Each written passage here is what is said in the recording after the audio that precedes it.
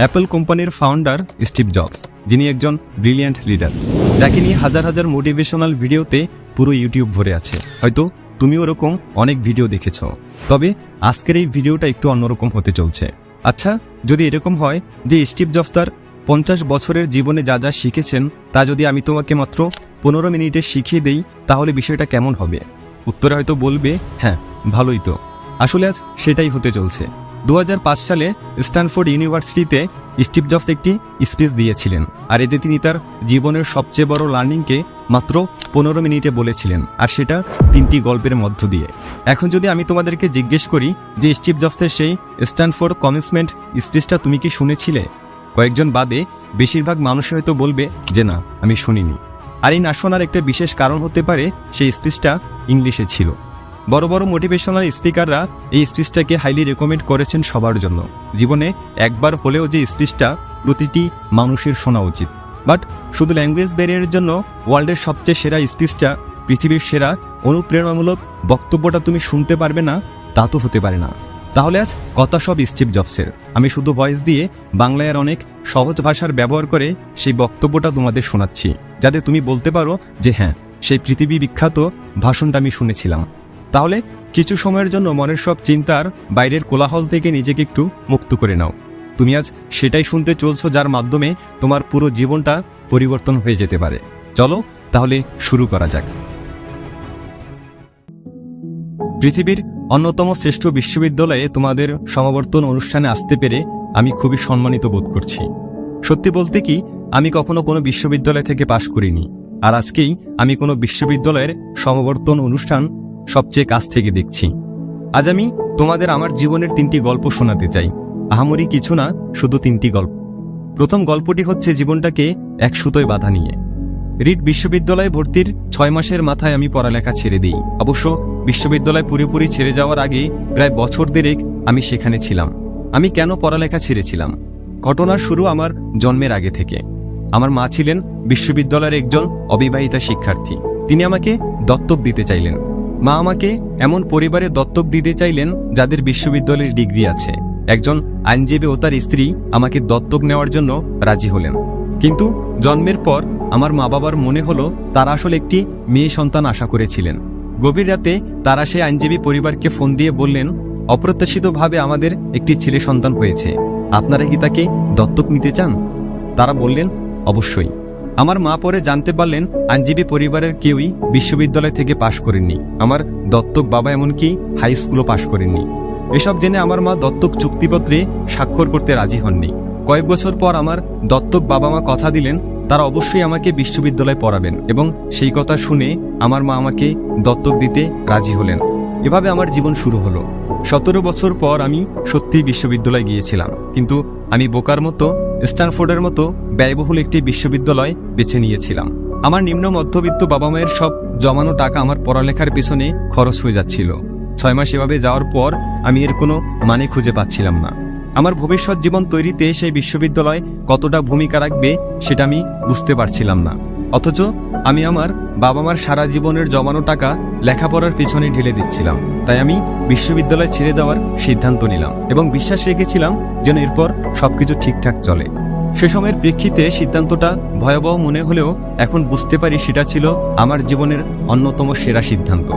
পড়ালেখা বন্ধ করে দেওয়ার পরে আমি সহজেই বিরক্তিকর সব ক্লাস থেকে মুক্তি পেলাম এবং তারপর আমার পছন্দের ক্লাসগুলোতে ভর্তি হতে শুরু করলাম। তখনকার সব ঘটনাই খুব রোমান্টিক ছিল না। আমার নিজের কোনো থাকার জায়গা ছিল না, তাই আমি আমার বন্ধুদের রুমের মেঝেতে ঘুমাতাম। ব্যবহৃত কোকের বোতল ফেরত দিয়ে আমি 5 সেন্ট করে পেতাম এবং তা দিয়ে খাবার কিনে খেতাম। সপ্তাহে অন্তত একবার ভালো খেতে প্রতি রবিবার রাতে 7 মাইল হেঁটে শহরের অপর প্রান্তে হরেকৃষ্ণ মন্দিরে যেতাম। আমার ভীষণ ভালো লাগতো। আমার কৌতূহল আর ইনটিউশনের কারণে আমি বেপরোয়া যা কিছুই করেছি পরবর্তীতে তার বেশিরভাগই আমার কাছে মূল্যবান হিসেবে প্রতীয়মান হয়েছে। তোমাদের একটা উদাহরণ দেই। রিড কলেজে সেই সময় সম্ভবত দেশের সেরা ক্যালিগ্রাফি কোর্স হতো।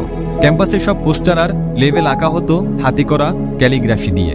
যেহেতু আমি আর বিশ্ববিদ্যালয়ের ছাত্র ছিলাম না, তাই সহজেই ক্যালিগ্রাফি শেখার নতুন একটা কোর্সে ভর্তি হয়ে গেলাম।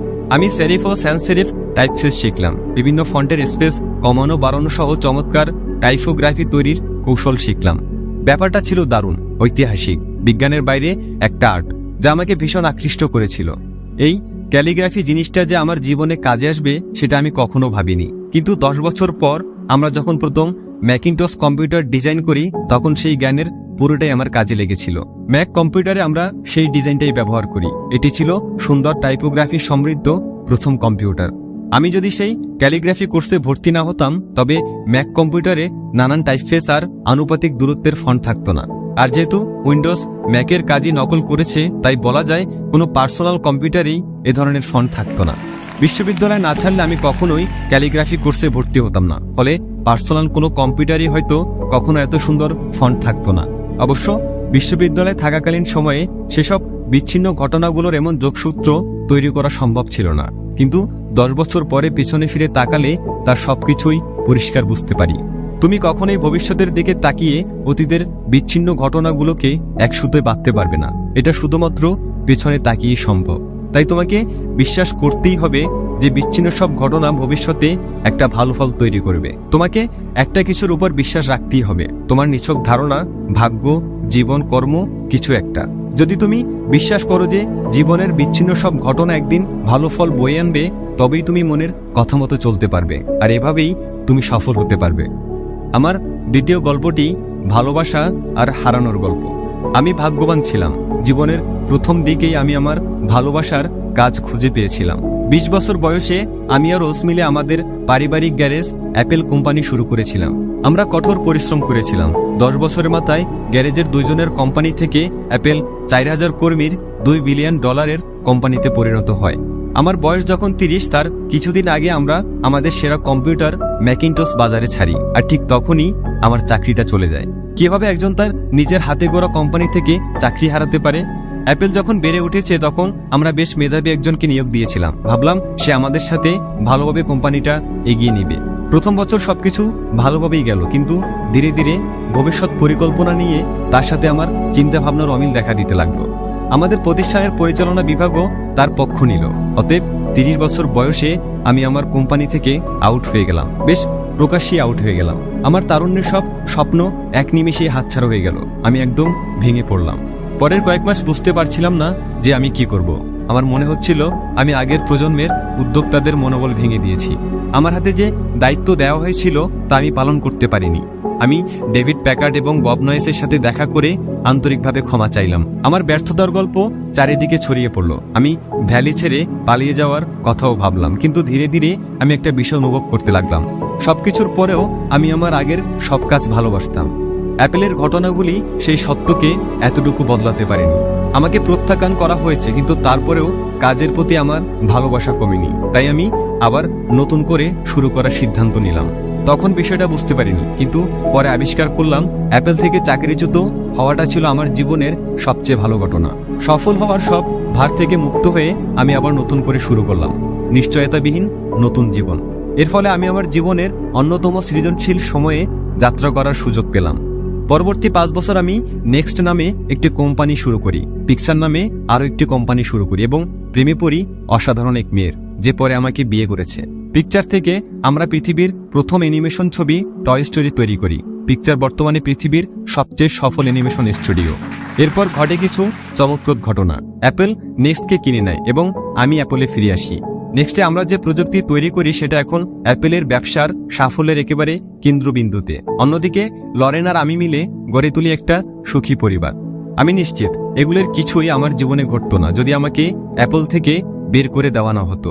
এটা ছিল আমার জন্য খুব তেতো স্বাদের একটা ওষুধ, কিন্তু আমার মনে হয় রোগীর সেটা দরকারও ছিল।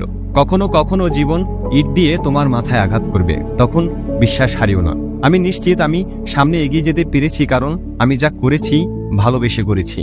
তোমাকে অবশ্যই তোমার ভালোবাসার কাজটি খুঁজে পেতে হবে, ঠিক যেমন তুমি তোমার ভালোবাসার মানুষকে খুঁজে বেড়াও। তোমার কাজ নিয়ে তুমি তখনই খুশি হবে যখন তুমি তোমার পছন্দের কাজ করবে। তোমার জীবনের বড় একটা অংশ জুড়ে থাকবে তোমার কাজ। তুমি তখনই তোমার পছন্দের কাজ করতে পারবে যখন তুমি তোমার কাজকে ভালোবাসবে। যদি এখনো তোমার ভালোবাসার কাজ খুঁজে না পেয়ে থাকো তাহলে খুঁজতে থাকো, থেমে যেও না। ভালোবাসার কাজটি খুঁজে পেলে তোমার মন তোমাকে ঠিকই তা জানিয়ে দেবে। এটা যে কোনো সম্পর্কের মতোই, যত সময় যাবে ভালোবাসার কাজটি তোমার ততই ভালো লাগবে। অতএব ভালোবাসার কাজটি খুঁজতে থাকো, থেমে যেও না। আমার শেষ গল্পটি মৃত্যু নিয়ে। আমার 17 বছর বয়সে আমি একটা লেখা পড়েছিলাম, তুমি যদি প্রতিটা দিন এইভাবে শুরু করো যে আজই তোমার জীবনের শেষ দিন, তাহলে একদিন নিশ্চিতভাবেই তোমার সেই ভাবনাটা সত্য হবে। সেই কথাটা আমার মনে গভীর প্রভাব ফেলেছে। সেই থেকে গত 33 বছর আমি প্রতিদিন সকালে আয়নার সামনে দাঁড়িয়ে নিজেকে জিজ্ঞাসা করেছি, আজ যদি আমার জীবনের শেষ দিন হতো তাহলে আমি কি তাই করতাম যা আমি আজ করতে যাচ্ছি? পরপর কিছুদিন যদি সেই প্রশ্নের উত্তর না হতো, তবে আমি বুঝে নিতাম আমার পরিকল্পনায় পরিবর্তন আনতে হবে। আমি শীঘ্রই মরে যাব, এই ভাবনাটি জীবনে আমাকে বড় বড় সব সিদ্ধান্ত নিতে সবচেয়ে বেশি সাহায্য করেছে। কারণ সবকিছু, সকল আশা, প্রত্যাশা, গর্ব, ব্যর্থতার ভয় বা লজ্জা সবকিছু মৃত্যুর মুখে ম্লান হয়ে যায়। টিকে থাকে শুধুমাত্র সত্যিকারের গুরুত্বপূর্ণ জিনিসগুলো। আমি জানি কোনো কিছু হারানোর ভয় মন থেকে দূর করার সবচেয়ে ভালো উপায় হচ্ছে এটা মনে করা যে তুমি একদিন মরে যাবে। তুমি আসলে সবকিছু হারিয়েই বসে আছো, তাই তোমার মন যা চায় তা না করার কোনো কারণই থাকতে পারে না। প্রায় বছরখানেক আগে আমার ক্যান্সার ধরা পড়ে। একদিন সকাল 7:30টায় আমার একটা স্ক্যান হয়, তাতে স্পষ্টভাবে আমার প্যানিক্রিয়াসে একটা টিউমার দেখা যায়। আমি তখনও জানতাম না প্যানিক্রিয়াস জিনিসটাই বা কি। ডাক্তাররা আমাকে বলে দিলেন যে এটা এমন একটা ক্যান্সার যার কোনো চিকিৎসা নেই এবং আমি আর বড় জোর 3 থেকে 6 মাস বাঁচব। তারা আমাকে বাসায় ফিরে গিয়ে সবকিছু গুছিয়ে ফেলতে বললেন। সোজা কথায় ডাক্তাররা আমাকে মৃত্যুর জন্য প্রস্তুত হতে বললেন। এর মানে হচ্ছে তুমি তোমার সন্তানদের আগামী 10 বছরে যা যা বলবে বলে ঠিক করেছো তা আগামী কয়েক মাসের মধ্যেই বলে ফেলতে হবে। এর মানে হচ্ছে সবকিছু গোছগাছ করে রাখো যাতে তোমার পরিবারের জন্য ব্যাপারটি যথাসম্ভব কম বেদনাদায়ক হয়। এর মানে হচ্ছে সবার থেকে বিদায় নিয়ে নেওয়া। সেদিন সারাটা দিন আমার ডায়াগনোসিস হলো। সন্ধ্যায় আমার একটা বায়োপসি হলো। তারা আমার গলার ভিতর দিয়ে একটা অ্যান্ডোস্কোপ নামিয়ে দিল। সেটা আমার পেটের ভিতর দিয়ে ইন্টেস্টাইনের ভেতর দিয়ে গিয়ে প্যানিক্রিয়াসের সুই ঢুকিয়ে সেই টিউমার থেকে কিছু কোষ নিয়ে এলো। আমি অজ্ঞান হয়েছিলাম, তাই আমি কিছুই দেখিনি। কিন্তু আমার স্ত্রী পরে আমাকে বলেছিল ডাক্তাররা এন্ডোস্কোপি থেকে পাওয়া কোষগুলি মাইক্রোস্কোপে পরীক্ষা করার পর কান্না শুরু করেছিল। কারণ যে ধরনের প্যানিক্রিয়াটিক ক্যান্সার হয়েছিল সেটা আসলে সার্জারির মাধ্যমে চিকিৎসা সম্ভব। এরপর আমার সার্জারি হলো এবং এখন আমি ভালো আছি। এটাই আমার মৃত্যুর সবচেয়ে কাছাকাছি যাওয়া। আমি আশা করি আরও কয়েক দশকের জন্য আমাকে যেন মৃত্যুর কাছাকাছি আর যেতে না হয়। মৃত্যু আগে আমার কাছে শুধুই ভাবনার পর্যায়ে ছিল, কিন্তু ভয়াবহ সে অভিজ্ঞতার পরে এখন মৃত্যুর সম্পর্কে আগের চেয়ে অনেকটা নিশ্চিতভাবেই কিছু কথা তোমাদের জানাতে পারি। আসলে কেউই মরে যেতে চায় না, এমনকি যারা স্বর্গে যেতে চান তারাও সেখানে যাওয়ার জন্য মরতে চান না। কিন্তু তারপরে মৃত্যুই আমাদের সবার চূড়ান্ত গন্তব্য। মৃত্যু থেকে কেউই পালাতে পারেনি এবং সেটাই হওয়া উচিত। কারণ মৃত্যুই সম্ভবত জীবনের সবচেয়ে বড় আবিষ্কার। এটা জীবনটাকে বদলে দেওয়ার এজেন্ট। মৃত্যু পুরনোকে ধুয়ে মুছে নতুনের জন্য জায়গা করে দেয়, আর এই মুহূর্তে তোমরাই সেই নতুন। কিন্তু ধীরে ধীরে বয়স বাড়ার সাথে সাথে তোমরাও ধুয়ে মুছে যাবে। সেদিন খুব দূরে নয়। এতটা নাটকীয়ভাবে বলার জন্য দুঃখিত, কিন্তু এটাই পরম সত্য। তোমাদের সময় সীমিত, তাই অন্য কারো জীবনযাপন করে সময় নষ্ট করো না। অন্যের চিন্তাভাবনার ফলে যে বিশ্বাস জন্ম নেয়, সেই বিশ্বাসের ফাঁদে পড়ে নিজের জীবনটা চালিও না। অন্যের মতামতের কোলাহলে নিজের মনের কথাগুলোকে চাপা দিও না। সবচেয়ে বড় কথা, সাহসী হও, যেন নিজের মনের কথা মতো চলতে পারো। শুধুমাত্র তোমার মনই জানে তুমি আসলে কি হতে চাও, বাকি আর সবই মৌন। আমি যখন তরুণ ছিলাম তখন একটা পত্রিকা বের হতো যার নাম ছিল দ্য হোল আর্থ ক্যাটালগ। পত্রিকাটি আমাদের প্রজন্মের কাছে পবিত্র গ্রন্থের মতো ছিল।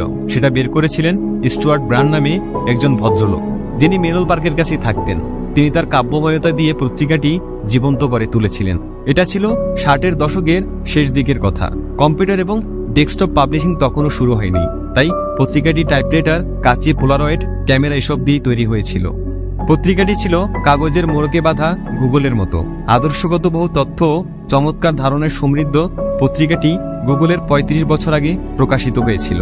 স্টুয়ার্ট তার দলবল নিয়ে দ্য হোল আর্থ ক্যাটালগের অনেকগুলি সংখ্যা বের করেছিলেন। পত্রিকাটি প্রকাশনা শেষ হয় একটা সমাপ্তি সংখ্যা দিয়ে। এটা ছিল 70-এর দশকের মাঝামাঝি সময়ের কথা। আমার তখন তোমাদের মতো বয়স। পত্রিকাটির সমাপ্তির সংখ্যায় পেছনের মোড়কে ভোরের গ্রামের পথের একটা ছবি ছিল। তোমাদের মধ্যে যারা অ্যাডভেঞ্চার প্রিয় তারা হয়তো তেমন গ্রামের পথে বেড়াতে যেতে পারো। ছবিটার নিচে লেখা ছিল, ক্ষুধার্ত থেকো, বোকা থেকো।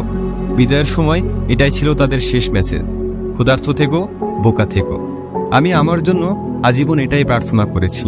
আর আজ গ্র্যাজুয়েশন শেষে তোমাদের নতুন জীবন শুরুর মুহূর্তে আমি সেই প্রার্থনাই তোমাদের জন্য করছি, ক্ষুধার্ত থেকো, বোকা থেকো। সবাইকে অনেক ধন্যবাদ।